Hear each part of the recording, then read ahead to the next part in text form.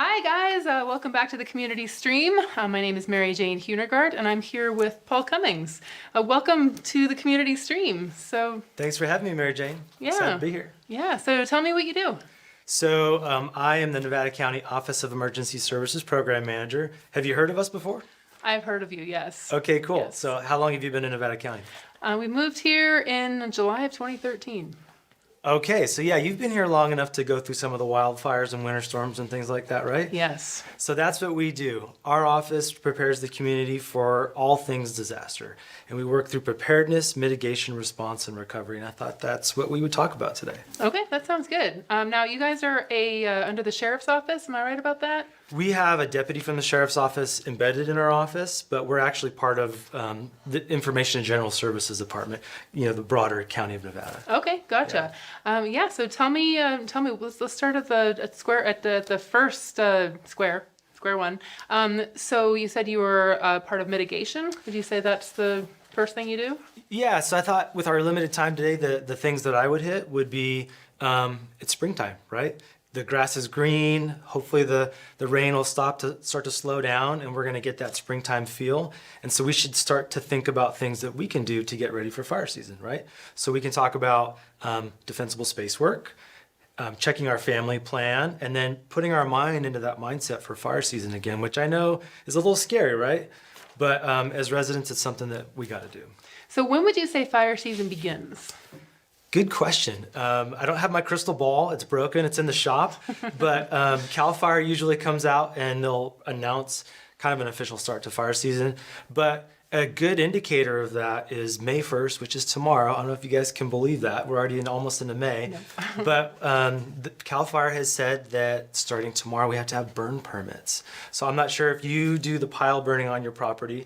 I do that. A lot of residents can do that. It's a great way to reduce the fuel load. But if you're going to do that starting tomorrow, you have to have a permit. So that just means going onto the CAL FIRE website, calfire.gov. They have you answer a few questions and watch a video, and then they email you the permit. So that's getting us into that mindset, right, of, wow, we're starting to move into fire season. CAL FIRE is starting to take those steps. Okay. So let's say that you go to the CAL FIRE website, you get your burn permit. Can you just burn any day, or do you need to call in to see if it's a burn day? Yeah, great question. So go to UBNet, usually they have it listed, or the Northern Sierra Air Quality Management District, and then you can see if it's a burn day. Okay. And so that comes into the next piece of this, which is that defensible space work, right? Defensible space, for folks that don't know, that's clearing 100 feet of defensible space around your home so that if a fire were to approach your property, it wouldn't have a place to take hold. You'd be limbing up your trees, cutting the grass, raking up all the duff, and that's stuff that you can then burn in your burn pile, or you can take it to the landfill or put it in your green can, right, when that's appropriate every other week. And with that, I think if you don't mind, I'll mention some free green waste events that we have that the community can take advantage of this time of year. That's great, yeah. Mention those, please. So right now, if you're part of a Firewise community, which is a really cool thing that we do here in Nevada County and in the state, we have more Firewise communities here than any other county in the state, which is really rad. Very engaged community around wildfire. So if you're part of a Firewise community, you can go to our website, readynevadacounty.org, and then go to the defensible space page, and then you can see there's a place for you to sign up to have a green waste bin dropped off in your neighborhood, which is really cool. Work with your community members, figure out where you want to put it and who's going to manage it, and we'll drop them off on a Friday, and then you can have fill them up all weekend, and then they'll get picked up on a Monday, which is really cool. Now, how big are those green waste containers? Good question. They're big. I don't know the exact dimensions. Like, are they a dumpster or They're like the a recycling huge bin? dumpsters, like the size of your garage or something huge. Like you could put a small car in this thing. It's huge. Oh, wow. Yeah. And so then everybody can come together and they can fill it up, over that weekend, right? So it's meant to be collaborative. It's meant to get after that hazardous green waste this time of year when we want to, it's safe to do that work, right? We don't want to wait until July to start cutting the grass, and certainly can't have burn piles that time of year, right? Because that's when our fire threat is at its highest. So folks can call and get one of those green waste dumpsters, no cost. The county's funding it, and we'll have it dropped off. And then also we've got some free green waste days out at the transfer station, May 6th, 13th, and 27th. from 9 a.m. to 3 p.m. Folks can go out there and drop off their green waste for free. Okay, so that means getting a trailer, or getting a truckload of green waste, and you can go to the dump and you can drop off your green waste for free. Yeah, it's great. So that gives people options, right? If you're in a Firewise community, work with this community dumpster. If you aren't in a Firewise community and you want to take it to the transfer station, you've got some days to do that. And if it's safe to do so and you have a burn permit, you can burn it. So lots of options to make your neighborhood, your roadside, and your home safe and ready for fire season. That sounds great. So to find out if you're in a Firewise community, where should you go? Where should you look? Great question. Go to areyoufiresafe.com. That's the Nevada County Fire Safe Council's website. And then you can see they have all of those Firewise communities listed there. Okay, well that sounds like a great option. I didn't know about the free green waste drop off. That's Yeah. very cool. So aside from getting that work done, right, that we all need to do that beautify our homes and our communities, we should also start thinking about fire season and what we want to do with our families and our family plan, right? So this is the time to go get your go bag out. That's that 72-hour bag. Make sure that it's got fresh food. You want to have 3 days worth of food and 3 days worth of water. You want to have medications in there, anything that you might need for your kids and pets. Go back into that go bag, take a look at it, make sure it's ready for the next for this next fire season. Also a great time to check in with your family about your plan. So what are you going to do if you're separated and there's a fire in your community? Where will you meet? What do you expect from each other? How can you stay connected? Okay, yeah, and I think that schools also are on board with this, right? You can check in with your school in case there's a fire in your child's school. Yeah, totally. So and we work closely with the Nevada County Superintendent of Schools office, and they have a safety officer who's really great that we meet with monthly, the sheriff's office, the fire agencies, and OES, to plan around what will happen if school's in session and there is a fire, right?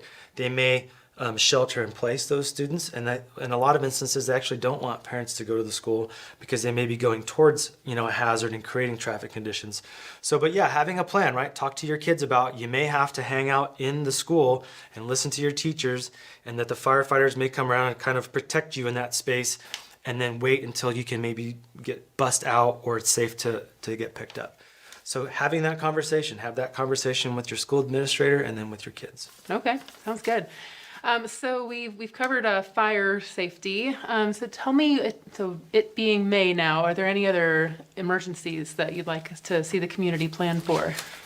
No, honestly, things have been pretty predictable for us. So we're moving out of that winter storm space, which thankfully we didn't have too many problems with the winter weather this year. Last year, as you remember, and the year before, brought down trees, brought down power lines. So that was a major concern for us, and we're still cleaning up a lot of that mess.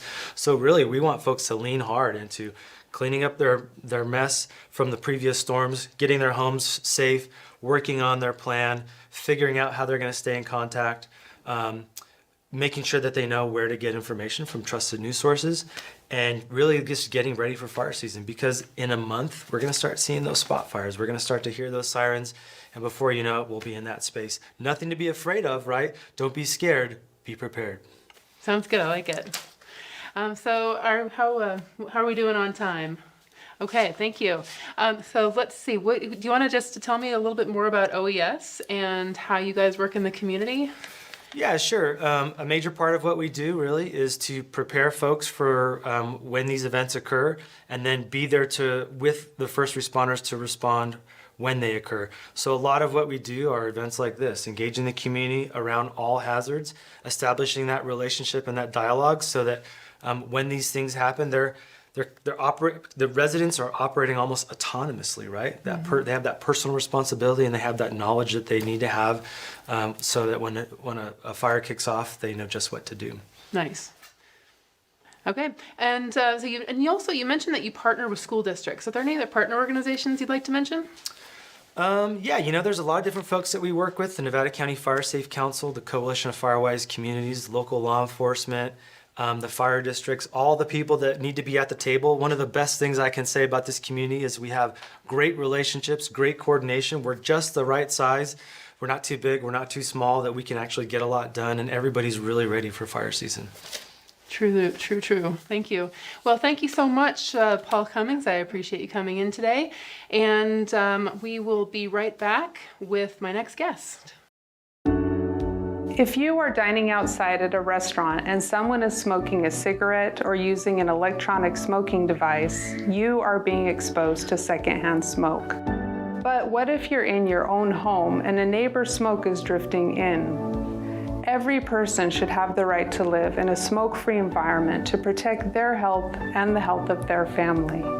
I live in an apartment and my son was coughing more than usual. I realized it was because our neighbor's smoke was affecting him. I tried putting a wet towel under the door and I asked the neighbor to please not smoke inside. He smokes outside sometimes, but the smoke still comes in. I'm really worried about my son's health.